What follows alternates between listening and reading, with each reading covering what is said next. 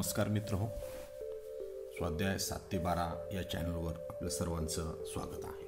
मित्रहो, आज आपण इयत्ता 6वीच्या बालभारती मराठी 16वा पाठ आहे मेट्रोची सफर याचा संपूर्ण स्वाध्याय पाहणार आहोत. मित्र, अतिशय सुलभ भाषेमध्ये आणि अतिशय सोप्या पद्धतीने आपण हा स्वाध्याय पाहणार आहोत. या चॅनलवर नव्याने आला असेल चॅनलला सबस्क्राईब करा, अधिकाधिक मित्रांना चॅनल शेअर करा. पाहू आपण मेट्रोची सफरचा संपूर्ण स्वाध्याय. पहिला प्रश्न आहे, 3-4 वाक्यामध्ये उत्तरे लिहा. मेट्रो पायलट होण्यासाठी कोणकोणत्या टप्प्यातून जावे लागते? उत्तर, मेट्रो पायलट होण्यासाठी अभियांत्रिकी महाविद्यालयातून इंजिनियर व्हावे लागते. अवघड चाचणी परीक्षा पास व्हावे लागते. चाचणी परीक्षा पास झाल्यावर उमेदवाराची मानसिक आणि शारीरिक चाचणी घेतली जाते. या सर्व चाचण्या पास झाल्यानंतर मुलाखत घेतली जाते. मुलाखतीमध्ये निवड झाल्यावर मेट्रो चालवण्याचे 1 वर्षाचे प्रशिक्षण दिले जाते. या टप्प्यातून मेट्रो पायलट होण्यासाठी जावे लागते. अशा पद्धतीने आपल्याला ह्याचं उत्तर लिहिता येऊ शकते. त्यानंतरचा दुसरा प्रश्न आहे, पहिल्यांदा मेट्रो चालवताना रुपालीची मनस्थिती कशी झाली होती? उत्तर, पहिली मेट्रो चालवण्याची जबाबदारी रुपालीवर असल्याने तिच्या मनात थोडी धाकधूक होती. सर्वांना व्यवस्थित घेऊन जाईन की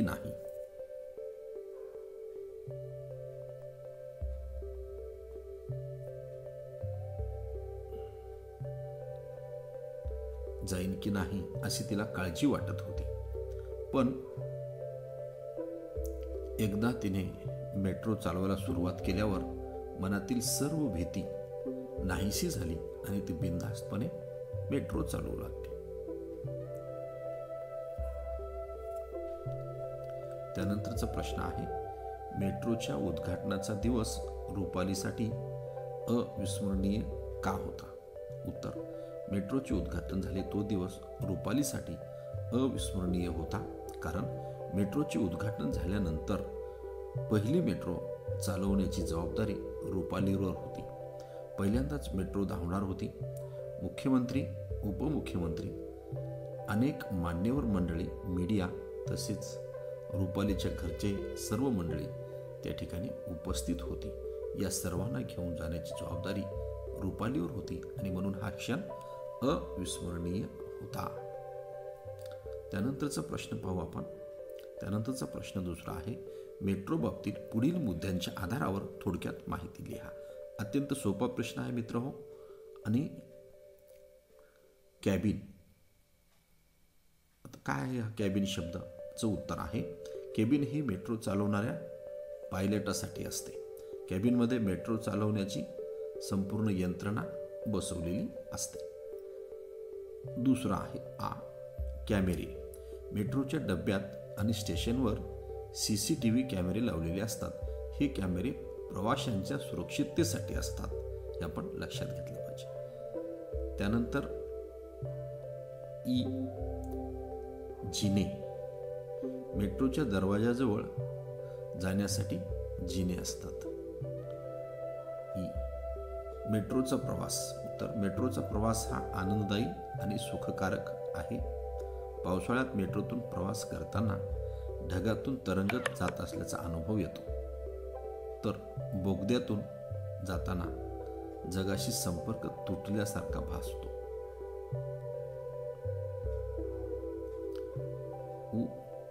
दरवाजे. हे काय दरवाजे?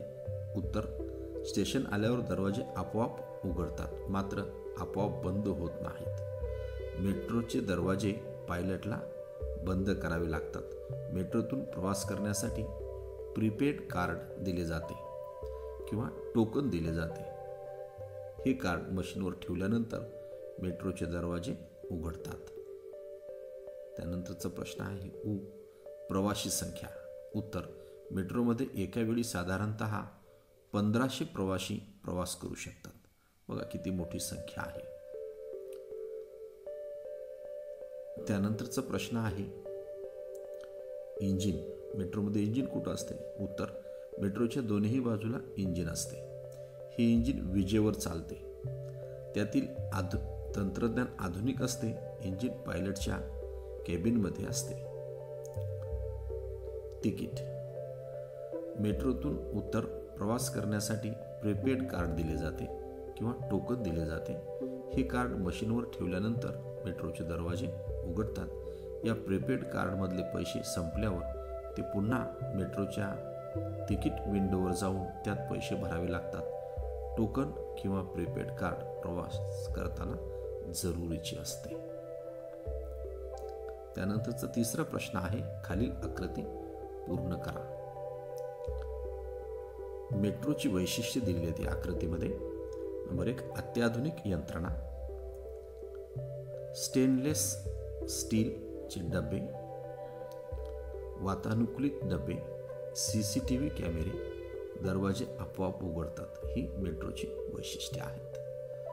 अशा पद्धतीने ही आकृती पूर्ण करायची. त्यानंतरचा प्रश्न आहे प्रश्न क्रमांक 4, मेट्रो तुमच्याशी बोलते आहे अशी कल्पना करा.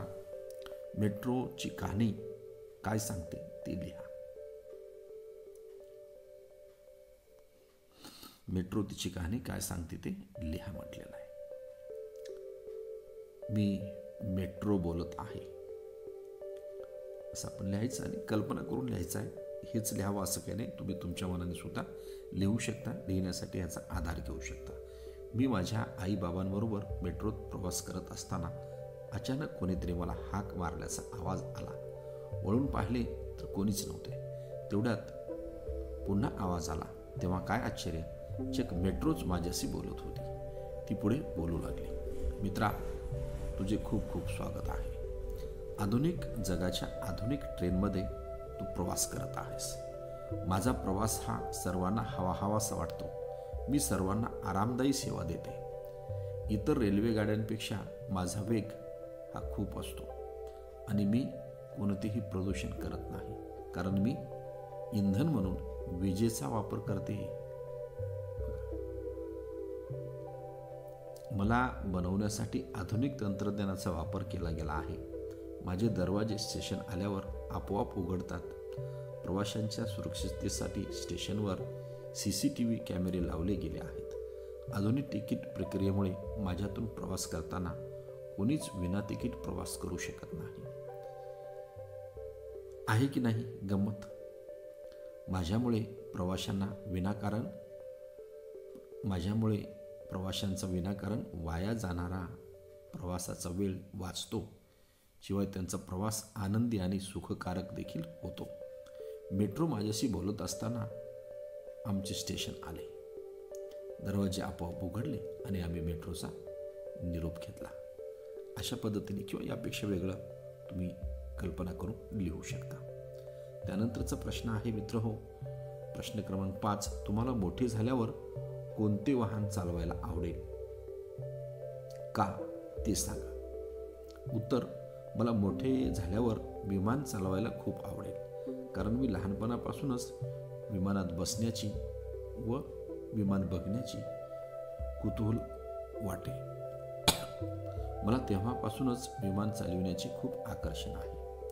विमान चालवून एका देशातून दुसऱ्या देशात फिरायला मला आवडेल. तर हे तुम्ही दुसरं कोणतं वाहन चालवायला आवडेल असंही लिहू शकता. आपल्या मनावर आहे. तुम्हाला स्वातंत्र्य दिलेलं आहे प्रश्नामध्ये. तुम्हाला मोठे झाल्यावर कोणते वाहन चालवायला आवडतं तुम्ही सांगू शकता. कार चालवायला आवडते, बस चालवायला आवडते. तुमच्या ह्याच्यानुसार तुम्ही ते हे करू शकता. त्यानंतरचा प्रश्न आहे, तुमच्या परिसरातील रिक्षा चालक, ST चालक यांच्याशी संवाद साधण्यासाठी 10 प्रश्न तयार करा असं म्हटलेलं आहे. रिक्षा चालक, तर तुम्ही ॲटोने जाता ना ट्युशनला वगैरे. उत्तर, रिक्षा चालकासाठी पहिला प्रश्न आहे, तुम्ही रिक्षा चालवण्याचे प्रशिक्षण कुठे घेतलेत? दुसरा प्रश्न आहे, रिक्षा चालवण्यासाठी कोणकोणत्या पायऱ्या पार कराव्या लागतात? तिसरा प्रश्न, रिक्षा चालवण्यासाठी कोणत्या इंधनाची आवश्यकता असते? चौथा प्रश्न आहे, तुम्ही रिक्षा किती वर्षापासून चालवता? पाचवा प्रश्न आहे, तुम्हाला रिक्षा चालवताना आलेला अनुभव सांगा. अशाच पद्धतीने ST चालकाला सुद्धा तुम्ही 10 प्रश्न विचारण्यासाठी तयार करू शकता. ही प्रश्न मागं पुढं असू शकतात, त्याचे क्रम उलटे सुलटे असू शकतात, असं काही नाही. पहिला प्रश्न आहे, तुम्ही एस टी चालकाचे प्रशिक्षण कुठे घेतलेत? दुसरा प्रश्न आहे, एस टी चालवण्यासाठी कोणकोणत्या परीक्षा पास कराव्या लागतात? नंबर 3, एस टी चालवण्यासाठी कोणत्या इंधनाची आवश्यकता असते? नंबर 4, तुम्ही एस टी किती वर्षापासून चालवता? नंबर 5, एस टीमधून एकाच वेळी किती प्रवासी प्रवास करतात? अशा पद्धतीने तुम्ही प्रश्न विचारू शकता. मित्रहो, धन्यवाद. या चॅनलवर नव्याने आला असाल तर चॅनलला सबस्क्राईब करा, अधिकाधिक मित्रांना चॅनल शेअर करा. अशाच पद्धतीने आपण 6वीचा संपूर्ण स्वाध्याय या चॅनलवर घेणार आहोत. धन्यवाद. जय हिंद, जय